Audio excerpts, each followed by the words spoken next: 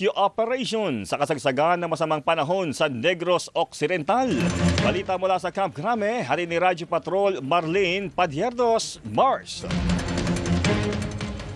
Jeff, hindi nakaligtas ng pulis sa tumulong sa pag-asalba sa kanyang mga kasamahan sa kasagsagan ng masamang panahon sa Cadiz City, Negros Occidental noong Agosto 7.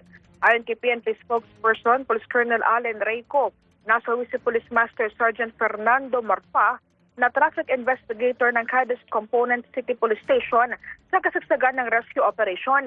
Tinagip umano ni Marfa ang dalawang kasamahan matapos tangayin ng malakas na agos ng ilog. Silang kapwa umunong sagipin ng iba pa. Silang kasamaan si Marfa pero sa kasamaang palad ay huli na ang lahat. Asphyxia by drowning ang lumabas na dahilan ng pagkamatay ng pulis batay sa mediko legal ng PNP.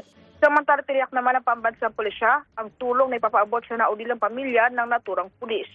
Sa ngayon, hindi pa kasama si Marfa sa bilang ng mga naitalang patay ng PNP sa kasagsagan ng pananalasa ng Bagyong Luis, Maymay at Habagat.